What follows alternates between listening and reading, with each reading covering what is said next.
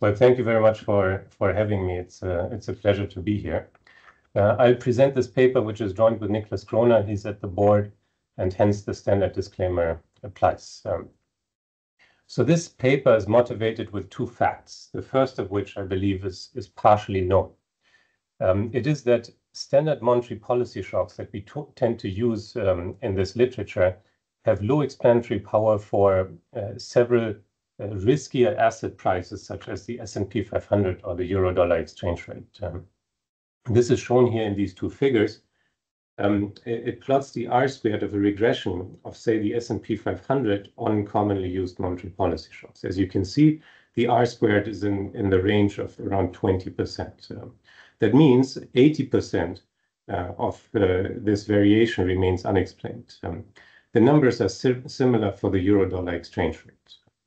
Okay, so this raises the following question. Typically, most macroeconomists would expect that within a 30-minute window or 1 hour window, the single most important event that happens is the FOMC announcement. Okay, and so the question is, why does it not explain more variation than 20%? We view this as a puzzle.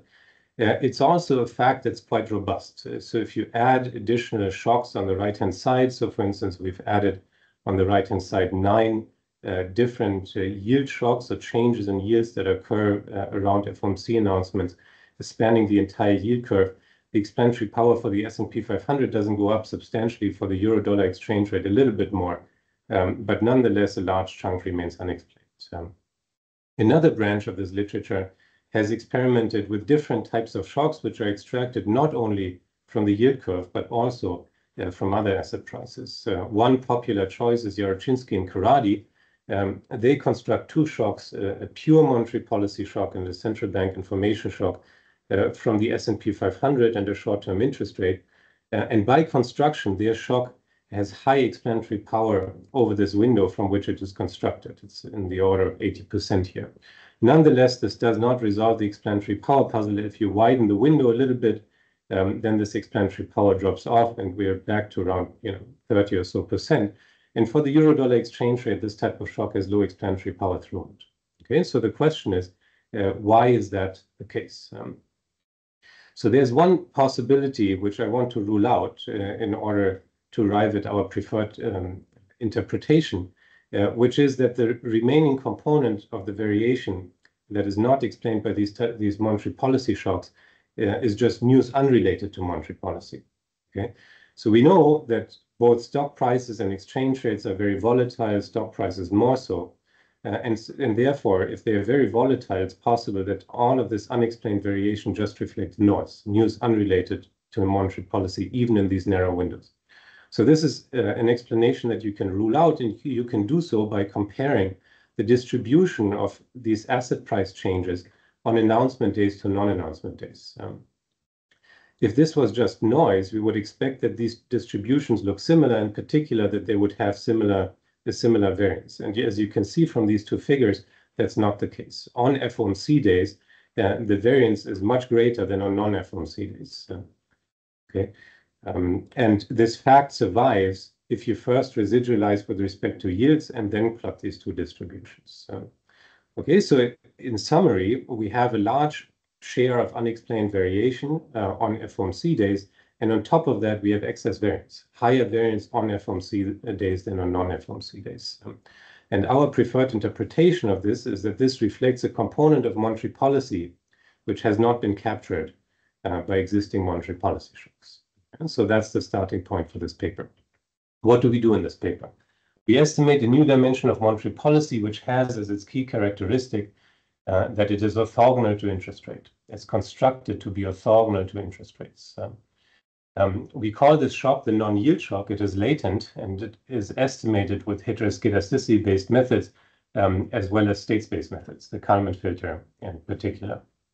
We estimated using intraday variation, so high-frequency data from a total of 15 asset prices, which are informative about the US stock market and various dollar exchange rates. The first result that we have is that this non-yield shock is well identified. It's strongly there in the data. It's not just a marginal phenomenon. That's a very strong feature of this data. The figure at the bottom of the slide illustrates how this procedure that we use to estimate it and its effects looks like. So typically, in this literature, we focus on the effects of changes in the yield curve on an outcome of interest, say the stock market. Okay, so that's the top right here of this slide. What we demonstrate in this paper is that there are these non-yield channels, or in particular, there's one non-yield channel. Okay, so we show that it exists. That requires us to think more broadly about what monetary policy shocks are. They don't directly correspond to changes in the yield curve. There's something more generic, which induce changes in the yield curve, and they induce variation in this non-yield shock. And then we show that, in fact, for a variety of asset prices, this non-yield shock is more important than yield changes. Okay, so I make that statement precise. Here's the preview of results. So a single non-yield shock resolves this explanatory power puzzle. It raises the R squared, where this is an average over the 15 assets that we use in the estimation, from 33% to 79%. So large increase in the explained variation. A positive non-yield shock raises US stock prices and depreciates the dollar. This co-movement is useful to understand what types of mechanisms could be at work.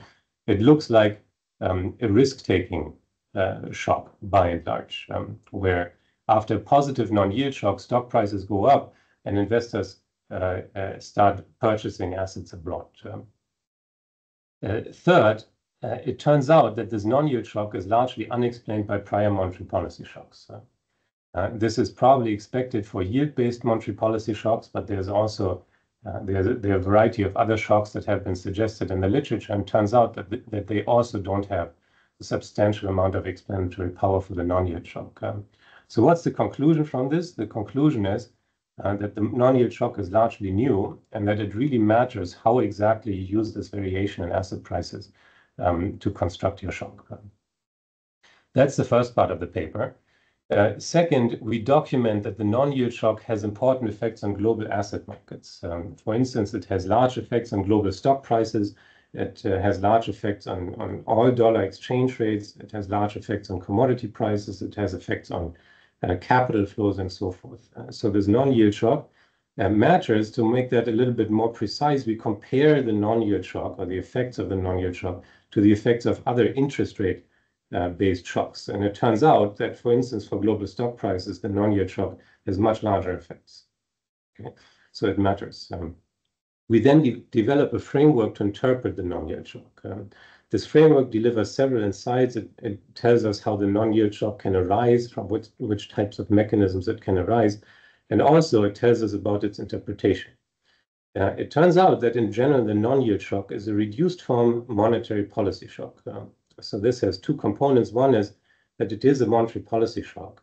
So it's not that we're conflating a variation that arises from monetary policy with non-monetary policy shocks. So the non-yield shock, sort of the procedure that we have correctly isolates variation that arises from monetary policy, but it is a reduced form shock, meaning it does not necessarily correspond to a single structural shock. It's a linear combination of monetary policy shocks. It is only structural in a special case, and I will characterize those cases and tell you under which conditions the non-yield shock has a structural interpretation. There's also, but I postpone the details to the later parts of the presentation, that it matters whether the non-yield shock has a structural interpretation or reduced form interpretation. It matters for the identification of monetary policy shocks.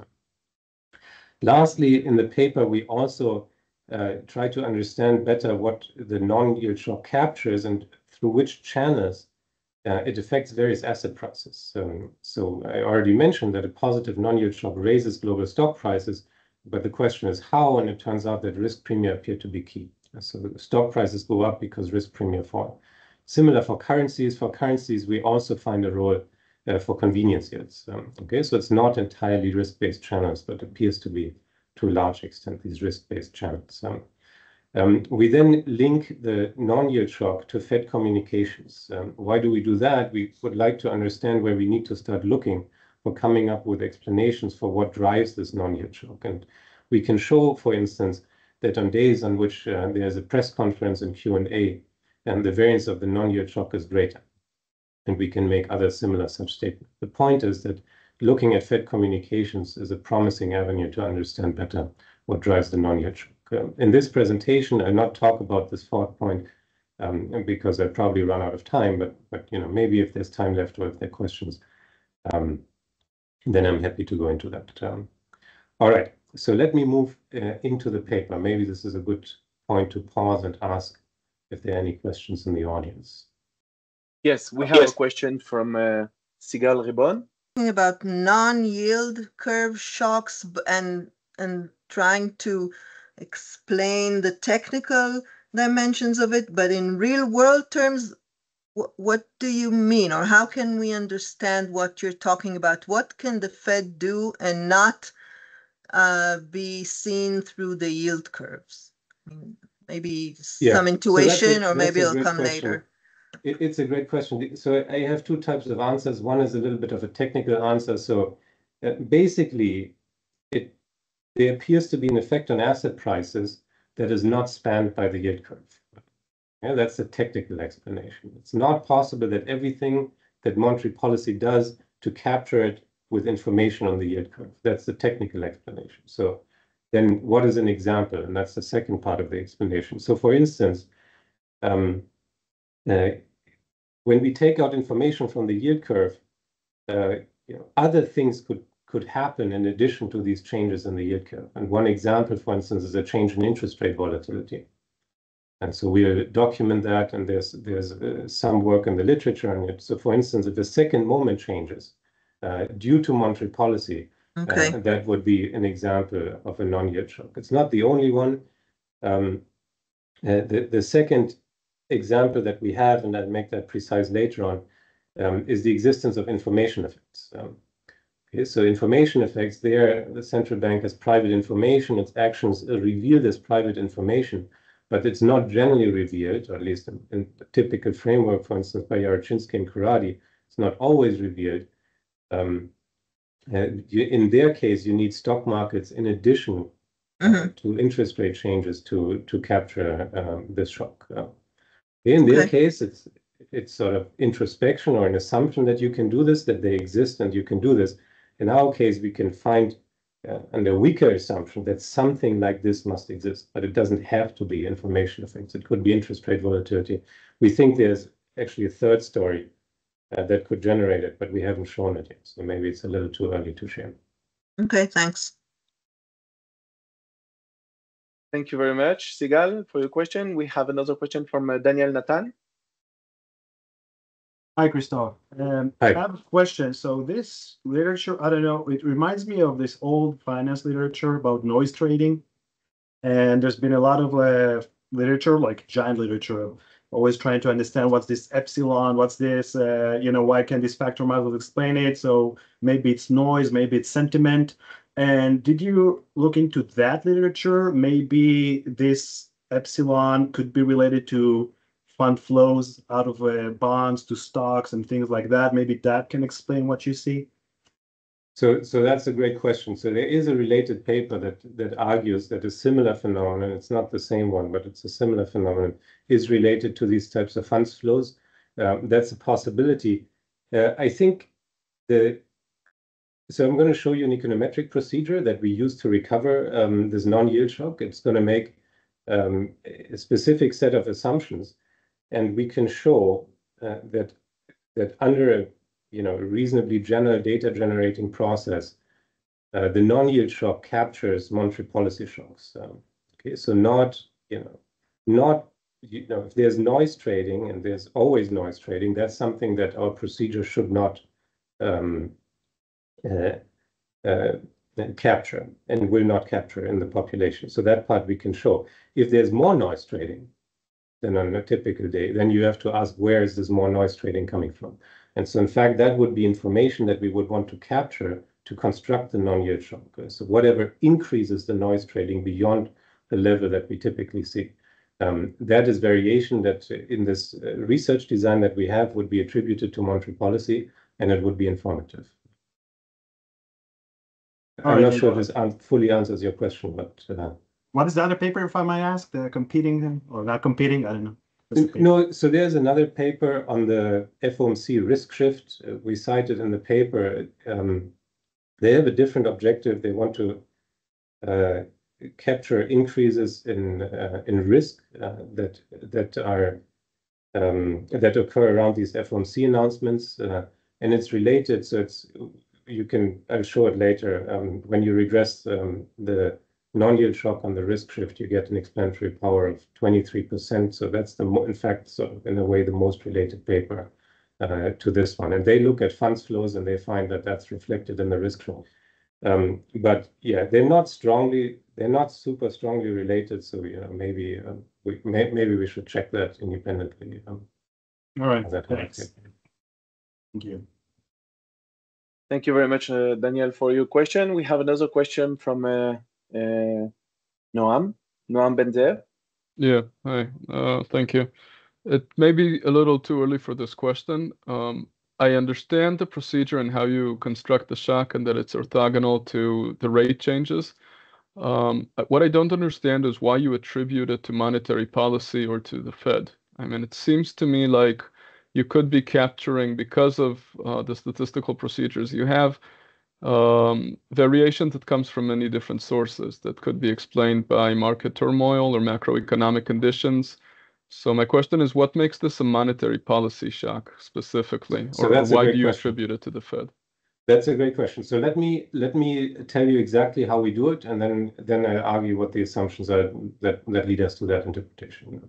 Okay, so I'm 2-3 slides away from it. More questions, or should I continue? No, I think we are good. I think we are good. You can continue. Thank you. So then let's start with the first part and tell you exactly how we construct this non-yield shock, and then I can answer this last question.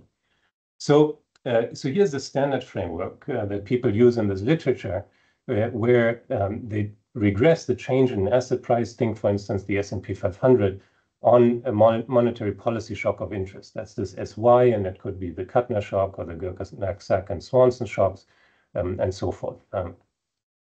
So these types of regressions are the regressions underlying the low R-squared that I showed you initially. Okay, so we're going to ask what's missing and then modify the framework accordingly. So we add into this regression a new shock, the non-yield shock, which affects the outcome of interest with coefficient gamma. Different from the yield shocks, the non-yield shock is not observed. It's latent. It needs to be estimated from the data. Okay, and so now the questions are, and this is how it relates to the previous question, what are the assumptions under which we can estimate gamma, and what are the assumptions under which we can recover this non-yield shock?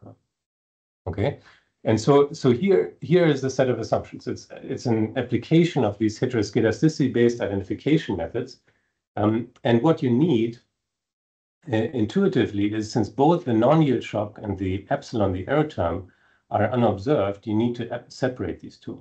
Okay, and so the easiest way to separate this is to use information from another regime.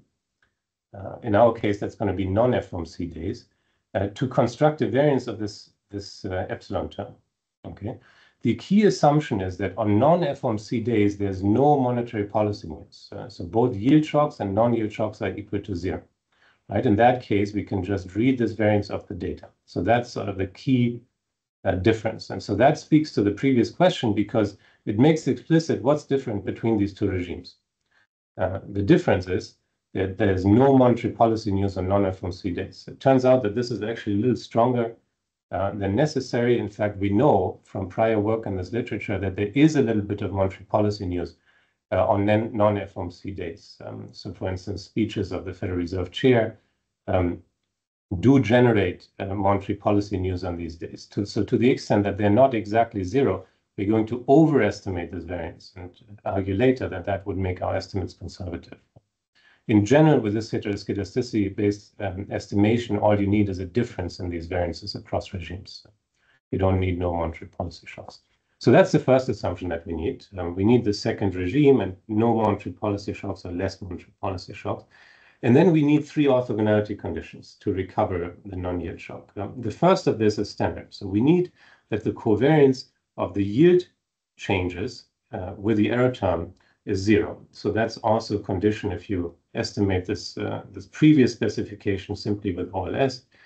We need a similar assumption for the non-yield shock. The non-yield shock also has to be orthogonal to the error term.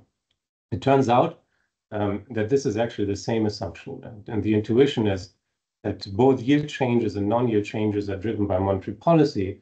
If monetary policy shocks are orthogonal to these changes of this error term here, and then both of these conditions, the first 2 orthogonality conditions, are going to be satisfied. The third orthogonality condition that we use, that's the one that's new. Okay, and so it says that the yield shocks and non-yield shocks have to be uncorrelated. In fact, they're going to be constructed to be uncorrelated. So this, I would like you to think of this as a statistical or econometric assumption. It's not an economic one. It would be an economic one if we wanted to necessarily interpret the non-yield shock as a structural shock, but in fact we don't do that. So it's a condition that's imposed by the estimation procedure, and later on we'll interpret what this non-yield shock can and cannot capture, and then I'll come back to this point. Okay, so these are the assumptions that we need. In essence, we can identify the non-yield shock by saying that the only difference between non-FOMC days and FOMC days is that there's more monetary policy news on FOMC days. Okay, so that's the key assumption. All right, so I want to make sure that this procedure is not too black boxy, and I want to illustrate the sort of a basic example of heteroskedasticity-based estimation, so that hopefully the audience you understand how these estimates and the non-yield shock are constructed. Okay, so here's a slightly simplified case. The outcome is y now generically, and there's a latent regressor x. And there are 2 regimes. Under regime 1, there is this regressor x. Under regime 2, there is not. Okay, and so now I want to estimate gamma. I can basically do that by constructing the variance under both regimes and then taking the difference. Okay, so if I take the variance of this y under regime 1 and the variance under regime 2, also of y, and I difference it, and I have the assumption that the x, the regressor and the error term are orthogonal, then you can take out or sum these 2 variances. The gamma comes out, then you need to take the square root, and then you arrive at the absolute value of gamma. In order to do that, you need to normalize the variance of the regressor equal to 1. So that's a normalization that we do. Okay, so that's all that heteroskedasticity-based estimation does. It takes advantage of these differences and variances and allows you to arrive at an estimator for this gamma, even though the regressor x is not observed. Okay? So that's the first part. So that's basically how you can recover these coefficients. It's a little more complicated in the multivariate case, but basically this is the intuition. Okay, we are interested in recovering these coefficients, but we also want to estimate the non-yield shock. And here is the intuition for that. So imagine that this equation here is the observation equation of a state space model. We see the outcome y, and this tells us how it links to the unobserved x. Then we can use the Kalman filter or Kalman smoother, it turns out in this case the equivalent, to recover the estimate of the unobserved state. Okay, in particular, under the assumption that this transition equation is degenerate, that the x is an IID shock. So there's a new materialization of the non-yield shock for each FOMC meeting, and they're not going to be correlated over time. Then this Kalman filter takes a very simple form where the best estimate of x given information at time t is just a scaled version of y. Okay, so y I observe, that's for instance the change in the asset price that is.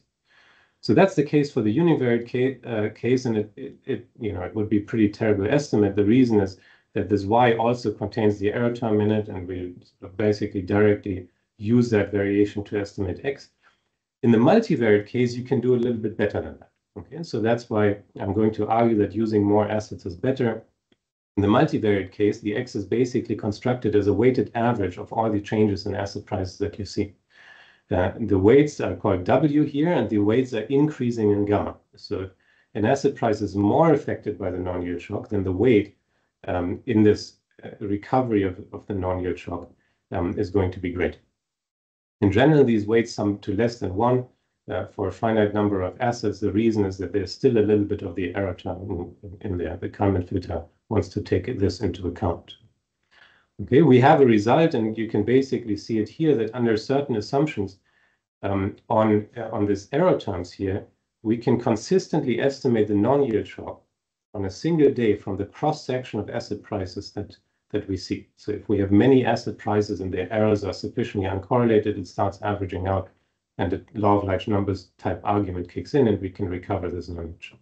Okay, so that's basically what we are doing now. Please ask questions if you have any. Okay, great. So then I move on to the implementation. So now we estimate this non-yield shock. We have the sample from 1996 to 2023. We have 200 FOMC days and many more, around 5,000 non-FOMC days. You're familiar with the timing. We now need to make choices on how to specify both the window length and which assets to use in the estimation. Okay, so here we face the following trade-off. I already mentioned that more assets is typically better in this context, but for the window length, we face the following trade-off. The benefits of longer windows. What are those? In particular, longer windows will include the press conference and the Q&A. We think there could be information in it which should be included in this window. If you choose a very narrow window, then the press conference will not be included, and nor will be the Q&A. Also, the benefit of a longer window is that there's more time to digest the information, so that to the extent that the market needs time to process this information, there could be an advantage to using longer windows. We also know that there are costs of using longer windows. In particular, there's higher risk of confounding. For instance, if you have daily changes and maybe there's a macro news release coming out in the morning, that could be an issue. So we are willing to consider longer windows without, while making sure that, for instance, macro news releases are not included in these windows. Additionally, there's a very nice paper by Lewis which shows that if you broaden the window too much, this heteroskedasticity-based identification can become weak. But we want to avoid that. Okay, so that's a trade-off that we try to take into account. So what do? We consider many asset prices and initially multiple different windows. Then we do identification tests that test for the strength of the identifying variation, and then based on that, we're going to choose a baseline. So here's the first step of this procedure. So we construct different windows. All of these windows are starting 10 minutes before the FOMC announcement. So very shortly before. Why? Well, that ensures that we're not going to run into simultaneity issues or omitted variable issues. We're only extending the window on the right-hand side, considering endpoints of these windows that end 20 minutes after the FOMC announcement, 1 hour, 2 hour, all the way up to 18 hours. So there we stop, because then the next trading day starts and news comes out, including macro news releases, and we want to avoid having those within the window that we consider. Okay. Then we include in the estimation 9 yield changes. So these yield changes range from the very short end of the yield curve to the very long end of the yield curve, up to 30 years. So we include 9 yield changes in order to soak up as much variation by yields as we possibly can.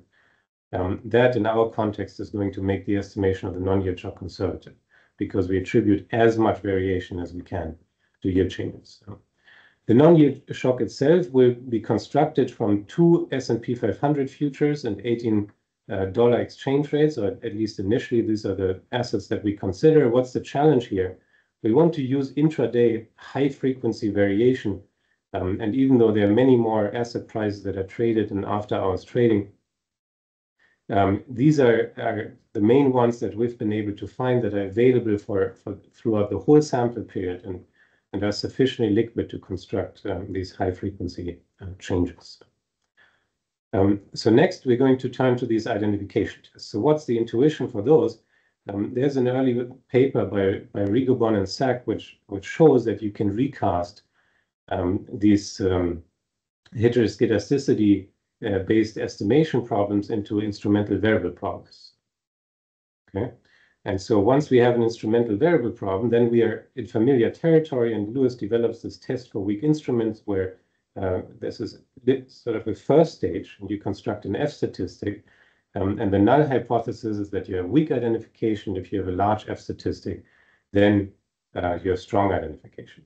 Okay, and so here are these F statistics for different windows, that's in the rows, and then different asset prices, that's in the columns. So as you can see, these F statistics are high for short windows. So initially they're in the hundreds, sometimes even in the thousands, and then they initially remain broadly flat, at least for most assets, and then they start to fall off. And so the window that we choose as our baseline is a 13-hour window for which we have 15 assets that pass the critical value of 37 at this window of 13 hours. Okay, so for 15 assets, we pass this critical value, and that's going to be our baseline specification. 13-hour window, 15 asset prices for which we pass this threshold term. So here are the estimation results. First, the one standard deviation positive non-yield shock raises the S&P 500 by about 65 basis points. That's a large effect, 65 basis points increase. The dollar depreciates, the US dollar depreciates against all these currencies that are included in the estimation. The magnitude depends on which other currency this is an exchange rate against. For instance, the US dollar depreciates against the Australian dollar by 61 basis points and against the Singapore dollar by 22.6 basis points. Okay, so there's some heterogeneity. Further, the R squared goes up. I mentioned this earlier. So for instance, for the S&P 500, the R squared without the non-yield shock is in the order of 20%. Once you include the non-yield shock, it goes up to about 55%. Okay?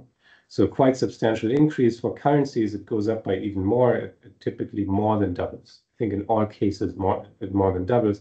For some currencies, it more than triples. Okay? So single non-yield shock resolves the explanatory power puzzle. Here's a time series of the non-yield shock. So there's a lot to interpret here. Just a couple of points. Initially, under Greenspan, the non-yield shock doesn't have that high variance. It starts going up under Bernanke and then stays at intermediate levels under Yellen and Powell. Now, oftentimes, and this is useful for sort of appreciating the magnitude of the effects of the non-yield shock, oftentimes you see the one standard deviation materialization of the non-yield shock now at the typical FOMC meeting. In terms of its statistical properties, the non-yield shock looks good. It has roughly an equal number of positive and negatives. There's no autocorrelation, and there are no outliers. The largest observation is about 3.5 standard deviations large, but there are many others that are broadly in this range. Okay?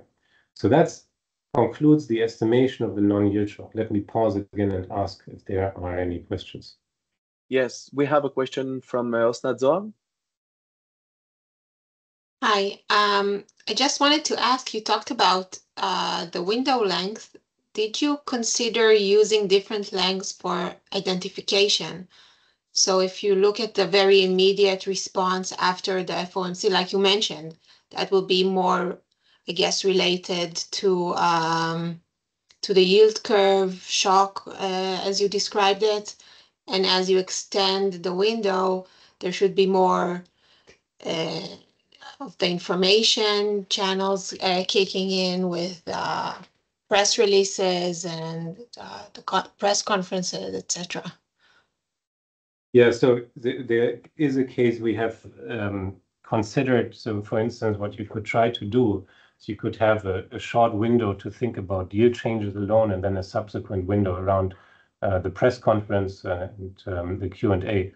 That's a great suggestion. So we haven't done this, and the reason is that we think these two could be interrelated.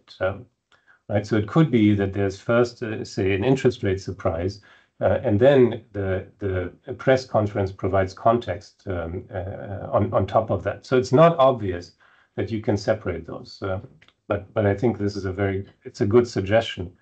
maybe there are conditions under which you can do it. I think in general you cannot, but maybe there's a set under conditions under which you can do it. Thank you. Thank you very much, Osnat, for your question. I just have one small question also related maybe to the one from Osnat. Did you think about testing your model over several subsamples? Because, the sample you analyze includes a lot of regime changes, quantitative easing, a lot of interactions between stocks, exchange rate markets, and the central bank. So, and also you assume, as far as I remember on my econometric knowledge, you assume infinite samples to one of your assumptions when you use the econometric tool is the infinite samples, and maybe you could test on more finite samples and then doing more Monte Carlo simulations to see what happens over infinite samples. So these are two different questions, but yeah.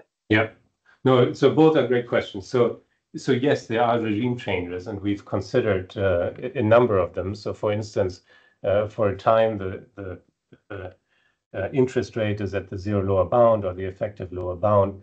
And then there's a deep recession, then there's COVID in the middle, and so forth. So you can do, so one thing that the estimation requires is that you need to specify a specification which then assumes, for instance, in the baseline, constant betas. Right? So to the extent that these betas would change over time, that strictly speaking would be a violation of the identification assumptions. And so you don't need that assumption. You can make it more general. You can allow for different betas. That was the coefficient on the yield changes on the outcome of interest. So we have done a number of those. For instance, we have separated the zero lower bound regime from the non-zero lower bound regime. We have considered cases where the betas are allowed to vary with the state of the business cycle when you're in an expansion or in a recession. We have allowed beta to vary with the level of uncertainty in the economy. So for instance, do an interaction with the VIX, and a number of those changes we have considered. But this is, in a way, it's a difficult question because there's an infinite number of nonlinearities that you could consider. And so if you have a specific one in mind, please suggest that we can implement it. We cannot implement the infinitely many ones. And then you have this. You have this policy uncertainty index from I don't remember the guys in California. Yeah. So that's a good suggestion. We haven't done that. We have done the VIX. I think it could bring a nice contribution. Yeah. Rather than using the VIX, there is also some biases in the VIX. But yes.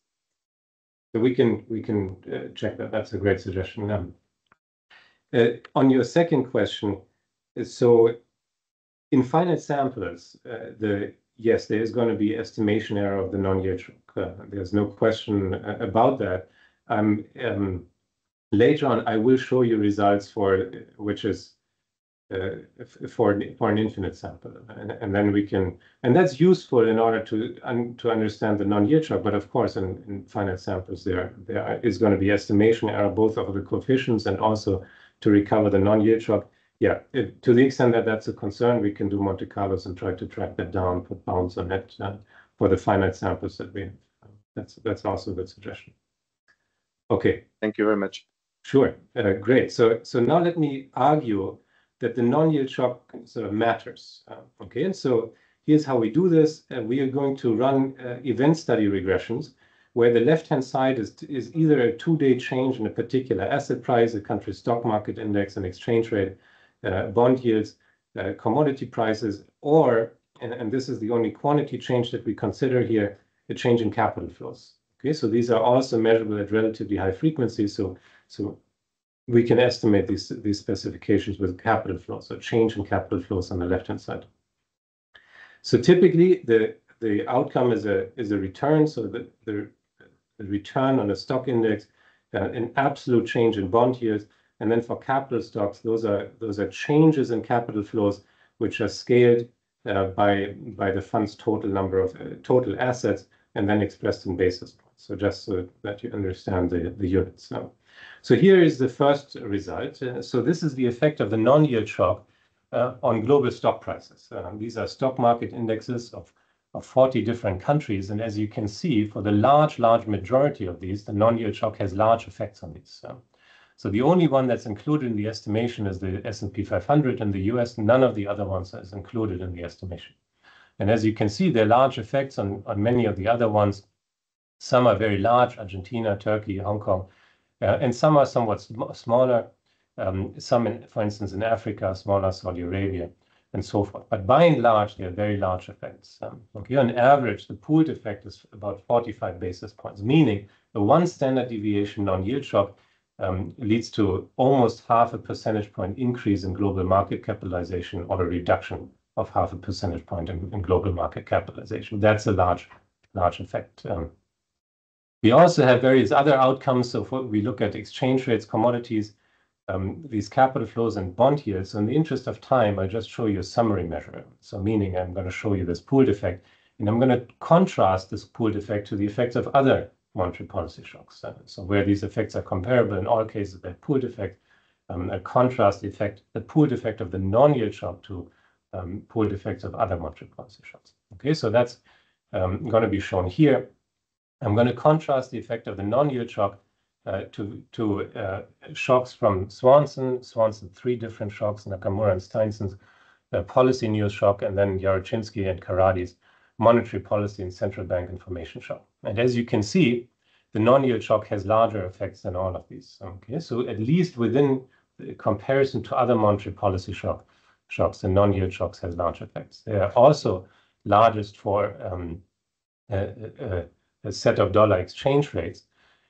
They are not large for bond yields. Okay, and so let me mention briefly, the non-yield shock is a non-yield shock. It was constructed to be orthogonal to US yields. It was not constructed to be orthogonal to foreign local currency government bond yields, and that's what I'm showing you here. Nonetheless, it appears that the non-yield shock has no substantial effects on these. Okay, so the non-yield shock is important for certain asset classes, but not for all asset classes, not for government bond yields. We've also looked at these commodity prices. Here, the non-yield shock again has the largest effect, and for international capital flows, it has intermediate effects. Okay, so our conclusion is that there's a particular nature of this non-yield shock. It affects certain asset classes, and then it affects them to a great extent.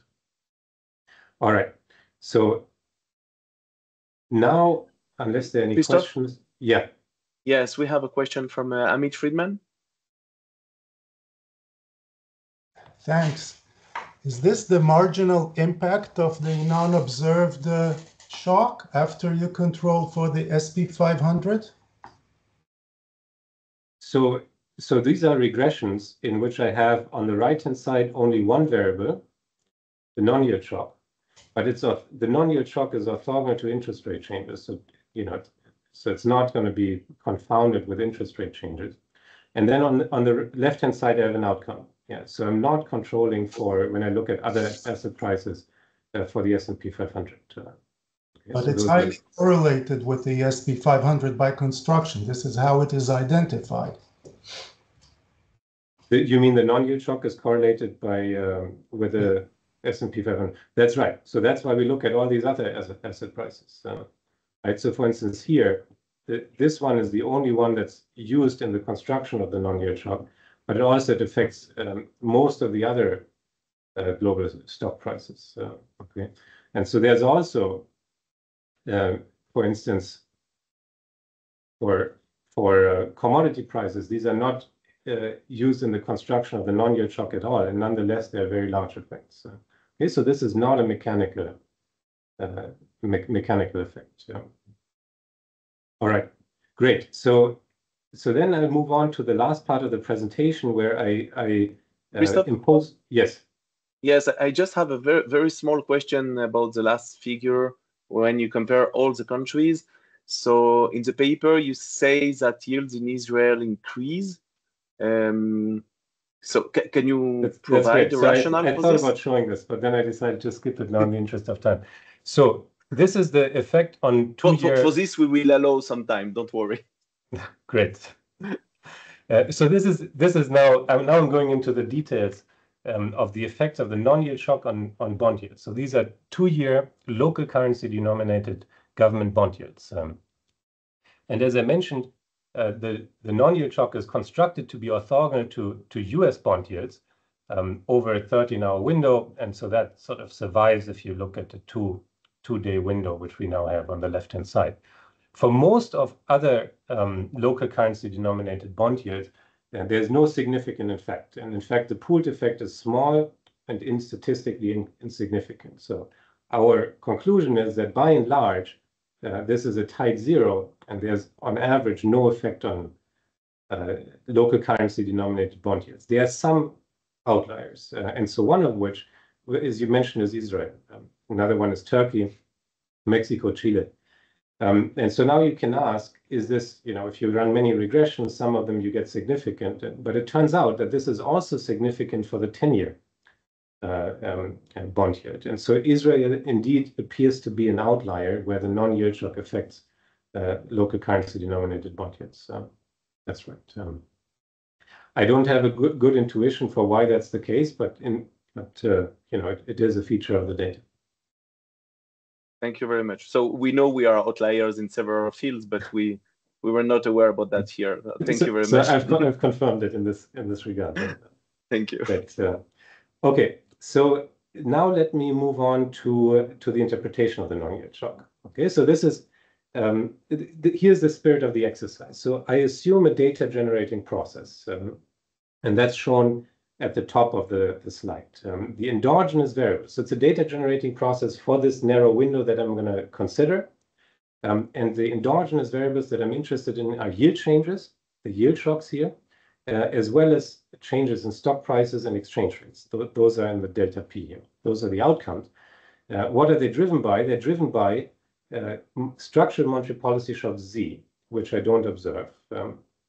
And there's R of those, so there can be multiple structural monetary policy shocks. And then for stock prices and exchange rates, I also allow for non-monetary drivers. So that's in this epsilon. Okay, so this could be, for instance, this noise that was mentioned early on. There could be noise traders. There could also be other, maybe there are productivity shocks, and one of them happens to materialize within the window. So in principle, all of this is allowed here. The assumptions that where this framework is restrictive, but we don't think it's unconventional, is that I allow for no noise or no non-monetary drivers for yields. So here I assume that this is zero, and this is in line with the literature, which interprets yield changes around narrow windows around FOMC announcements as monetary policy shocks, and exclusively so. And the other assumption that I'm making is that this is a linear relationship. Okay, so I'm going to work with a linear model that's going to make it tractable. Otherwise, it would be a lot harder. But these two assumptions are sort of key: a linear relationship and no non-monetary driver for yield changes. So, and then need a little bit more assumptions on, for instance, these matrices, which capture how the structural monetary policy shock Z affects yield changes or stock prices and exchange rates. But those are not particularly important assumptions, and I'll not stress those in this short presentation. So now, having assumed this data generating process, I'm going to let loose our estimation procedure on it. And then I'm going to try to understand what does it pick up and what is the interpretation of the non-yield shock. So in fact, I'm going to use a slightly more general version of this estimation procedure where I allow for more than one non-yield shock. Other than that, it's the same. Okay, so then you can apply the procedure and you get a formula that the non-yield shock has to satisfy. Okay, so here's this formula. There's an intuition here, but what the point I'm trying to make is really much more basic. So on the left-hand side, we have the non-yield shock. On the right-hand side, we have the Z, the structural monetary policy shock. So there's no epsilon, no non-monetary drivers showing it. Okay, what this means is, even though I allow for these non-monetary drivers, the non-yield shock does not pick it up. It means it correctly captures monetary policy shock. So the non-yield shock is a monetary policy shock. Second, the structural shocks on the right-hand side, Z, are pre-multiplied by this big matrix. Okay, and what this implies is that in general, the non-yield shock is going to be a linear combination of these structural shocks Z. Okay, so in general, the non-yield shock will not have a structural interpretation. It's a linear combination of these Z shocks. So hence, we interpret in general the non-yield shock as a reduced form monetary policy shock. So that's the first point. Second, the properties of this estimation procedure imply that the following identity holds: the number of yield shocks plus the number of non-yield shocks is equal to the number of structural monetary policy shocks. Why is this useful? Well, let me first tell you what our conclusion from it, and then I'll tell you why it's useful. So Gurkenak, and Swanson, and later on Swanson in a recent paper has shown that the number of factors in the yield curve around FOMC announcements is 3. So he reinterpreted those as a Fed funds rate shock, a forward guidance shock, and a large-scale asset purchases shock. But more generically, they could be different interpretation. The point is there are 3 factors in the yield curve. We show here that there's one non-yield shock. Okay, and so the sum of these, so 3 plus 1 is 4, is the number of structural monetary policy shock that is present in yield changes, stock price changes, and exchange rate changes around FOMC announcements. 4 structural monetary policy shocks. You need 4 dimensions in order to capture the complexity of monetary policy around these FOMC announcements. Why is this useful? This is useful because if you want to set up an identification scheme and try to recover the structural Z's from the observables, and you start with the wrong number, you assume there are 3, but in truth there are 4. So then you're going to get a drop. Okay, so you need to know what the number of structural monetary policy shocks are. In principle, there could be more, but in yields, stock price, and exchange rates, there are 4 factors that you need to account for. Here's the main result on the interpretation of this non-yield shock. It's an equivalence result, and it tells you when the non-yield shock is structural and when it's not structural. Okay, so the following 3 statements are equivalent. There exists a structural monetary policy shock that does not affect the yield curve. Okay, what does this mean?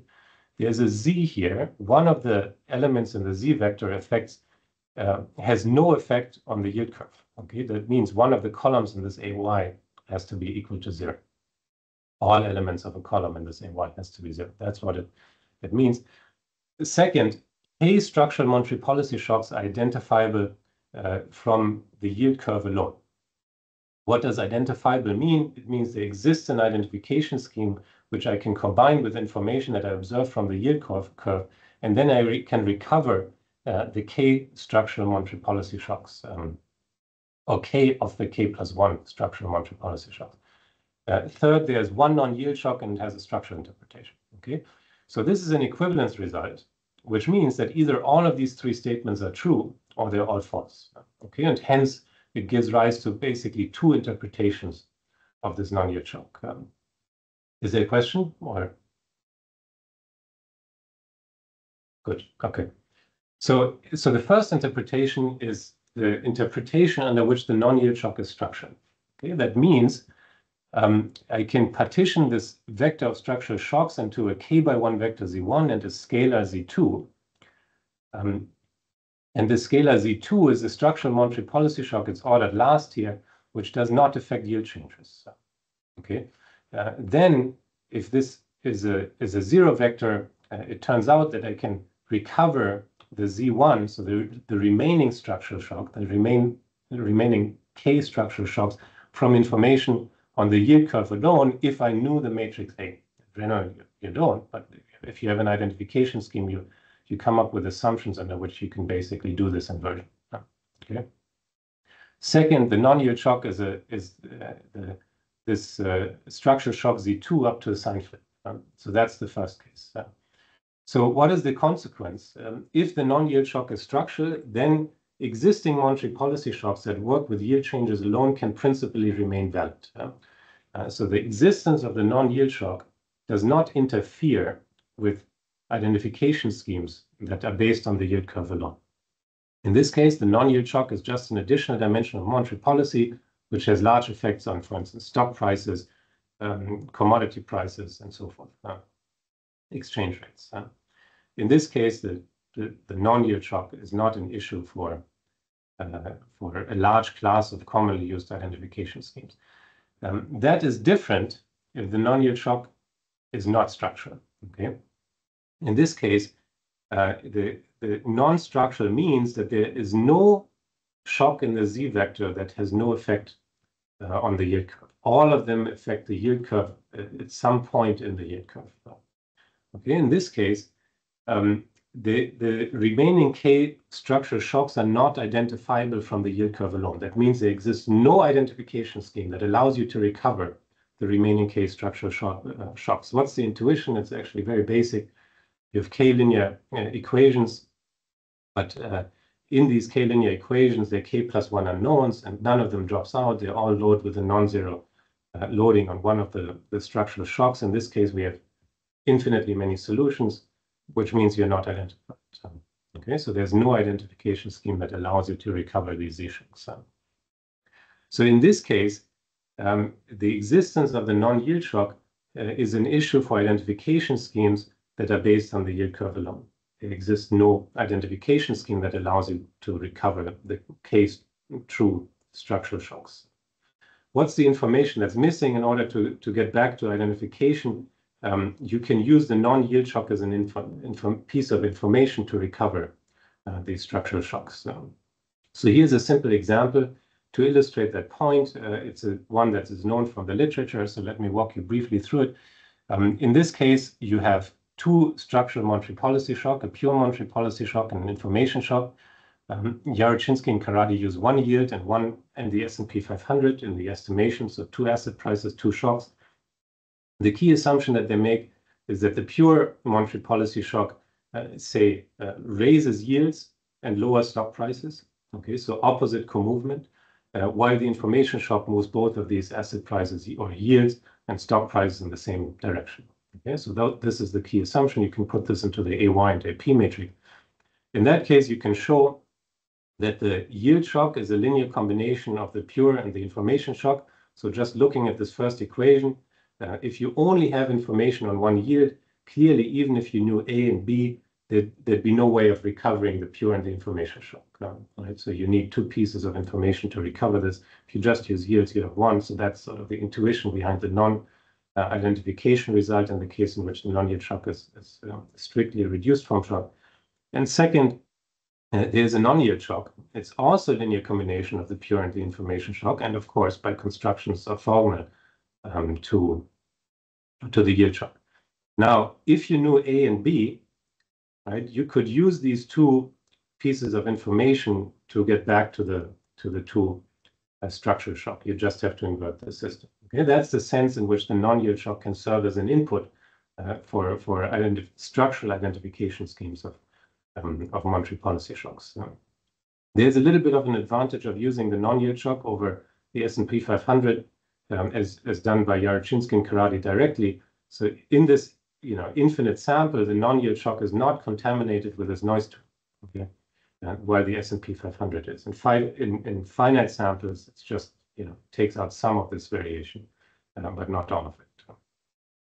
So here, looking at this equation, it seems maybe it's informative to check to what extent the non-yield shock is predicted by other structural shocks that have been suggested in the literature. For instance, Yarochinsky and Karady. So that's the last point that I'm going to make in this presentation. So we now estimate regressions where the non-yield shock is on the left-hand side and structural shocks that have been suggested in the literature are on the right-hand side. And here are the results. So first, looking at the left-hand side of this table, yield-based shocks, so Roma, Nakamura, and Steinson, Swanson, Wu, Rogers, Wu, Aroba, and Drexler.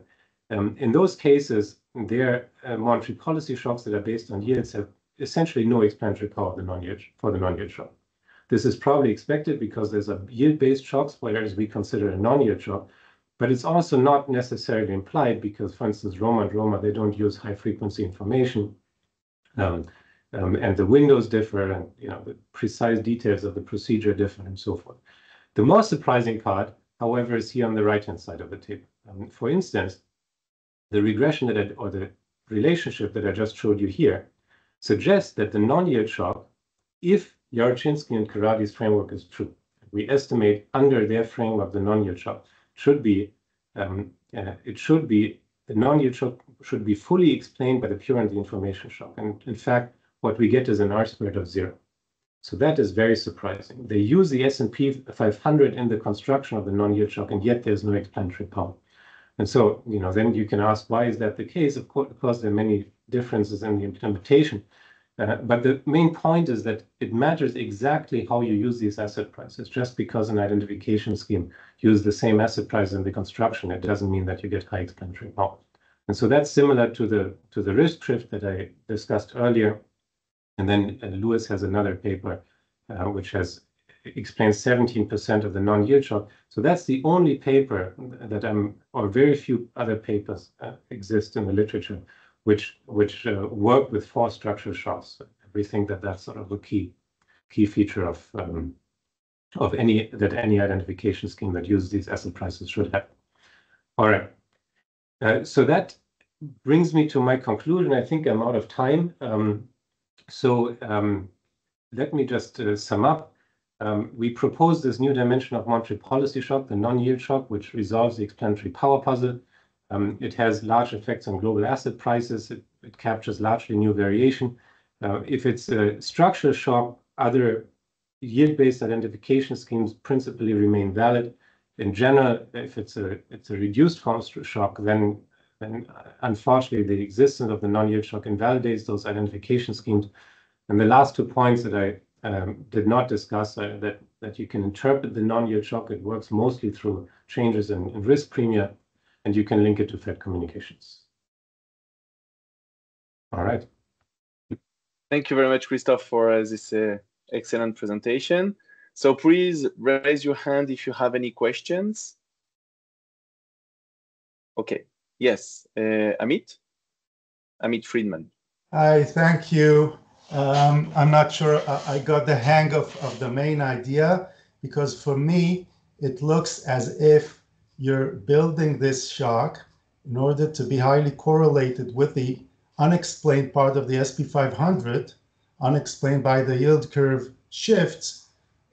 So then by construction, you get something which looks like has a highly explanatory power on other variables, but I have to think of it again.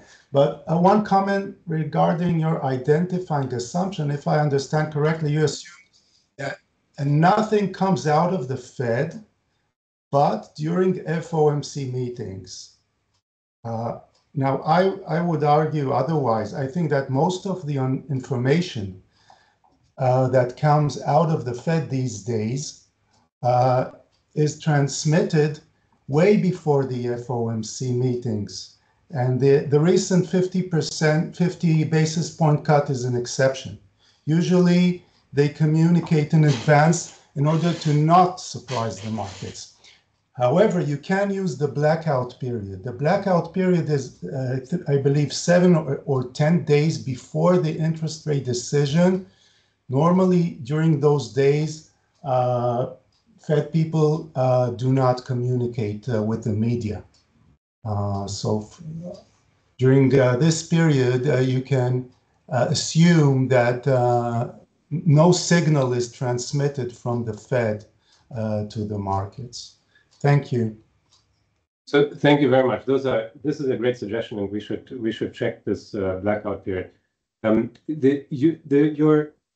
You made 2 points. So one is, yes, the non-yield shock is going to be highly correlated with the S&P 500 by construction. So it's estimated from this S&P 500. But this is a valid thing to do, given that I've shown that there's this excess variance on announcement days. Okay, so the S&P 500 captures a different feature on the data during announcement times than on non-announcement times. Okay, so that's why I've emphasized this somewhat technical and boring identification test, but they're absolutely critical to the argument. So all of these asset prices display excess variance on announcement days, meaning there has to be something that drives this. And the key assumption, and that brings me to the second part of your question, is that what it reflects is monetary policy. So that is the key assumption that we're making, and we think that's a very reasonable assumption since we're contrasting FOMC to non-FOMC times. I also agree with the second part, that there is a lot of information on monetary policy that comes out on non-FOMC days. That's why I try to stress that, in fact, it's the conservative assumption to assume no no monetary policy news. If you do these identification tests, that, and there is monetary policy news that comes out at non-announcement times, you're going to inflate the error variance, because this is also going to include monetary policy news. And then under that light, the excess variance on announcement days is even more surprising, right? Because there seems to be even more monetary policy news on announcement days relative to non-announcement days. And in fact, it's going to make these identification tests conservative. So I'm on board with that. There are ways to try to improve on this. One is your suggestion, which is great on the blackout period. There's also a data set that we are waiting to get from Eric Swanson, who has shown that these speeches, for instance, of the Federal Reserve Chair reveal a bunch of information, and he has shown that, for instance, it moves the yield curves around these news releases. So once we have that, and I'm hoping, I've asked him many times, but he has not put it online. Once we have that, we can improve on that. In fact, we could could not only exclude them from the non-FOMC announcement times, but we could in fact include them in the announcement sample, because maybe there's also a non-yield shock around those speeches. Yeah. So I think those are great comments. Thank you very much, Amit, for your question. Do we have any additional questions from the audience? Okay, so I just have some, but I will start with some very obvious questions about the properties of the shocks. Do you explore the persistence and the predictability of these shocks? I did not see information about that. I would be glad to see. Maybe to address some of the previous comments, did you run some placebo tests, in the sense that, so we have periods without FOMC decisions or FOMC communications.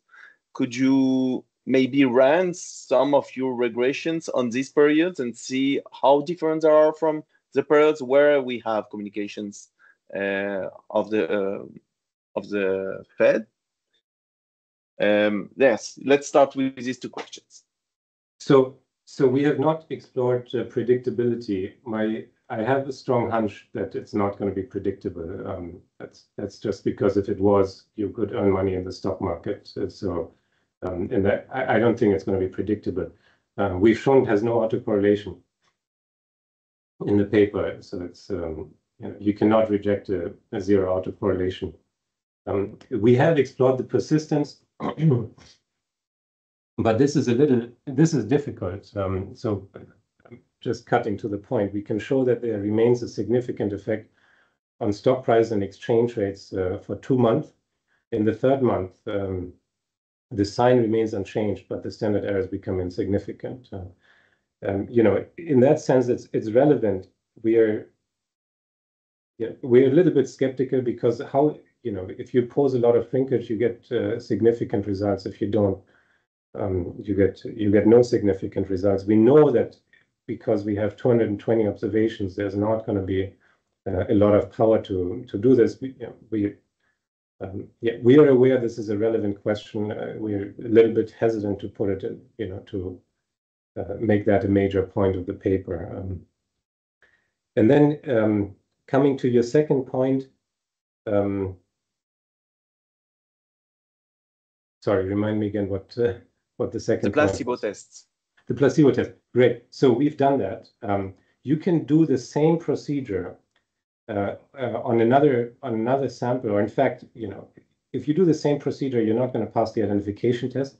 But assuming you passed it, you can do the placebo test. And in fact, the results are very different.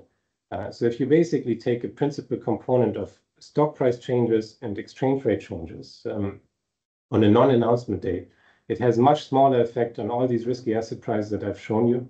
It's about half the size. So in that sense, there is an effect, but the effect of the non-yield shock is twice as large as that of the placebo. Another thing we've done. So does it mean that the true effect of the shock you measure is twice less than what you obtain? Because if the placebo give, let's say, 1, and your shock give 2, then maybe it's 2 minus 1. So that's not obvious because the placebo is not a no treatment case. So in the typical, okay. Yeah, but it's a good question. I have to think more about this. But it's not a no treatment case. It's just a less treatment case. So I have to think more about the precise. But at least the placebo test is below your non-yield shock. Substantially below. It may actually be less than half. Excellent. Another thing we've done is and this is really getting into the weeds of the estimation, but basically you can estimate this non-yield shock only on the basis of the excess variance, not taking into account covariances of these asset prices changes. But what you can do is you can contrast the covariance matrix on announcement days to those on non-announcement days, so the correlation matrix. And it turns out that stock prices and exchange rates are much more correlated on announcement days than on non-announcement days. Okay? So that's in the spirit of the placebo. So under the placebo, if it's just a scaled up version of the original, that wouldn't have to be the case. The correlation structure changes. So that's an indication that there's a common driving force, such as the non-yield shock present on FOMC days. Excellent. Thank you very much. So for the audience, feel free to raise your hand if you have any additional questions. So I will continue with mine, but please feel free to raise your hand. So in terms of policy implications, so what would you suggest? So we are a central bank and we have your paper. How can we use your paper to change our monetary policy decisions, communication? What are the recommendations? So that's a tough one, but I was expecting this to come. So I think it's too early to say. I think the stage we're at is we know that there's this additional variation that cannot be explained with yields. That means monetary policy does something else, which we cannot capture with yields. I think the concern for policy that I have at the moment is that if the non-yield shock is a reduced form shock,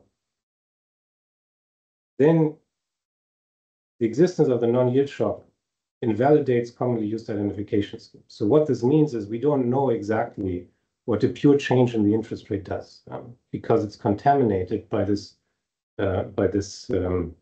additional force of the non-yield shock. So I think that's the concern that I have. It may be that this is fine because the non-yield shock is kind of close to a structural shock, or maybe the outcomes don't matter too much, even if you had a different identification scheme that takes into account the existence of a non-yield shock.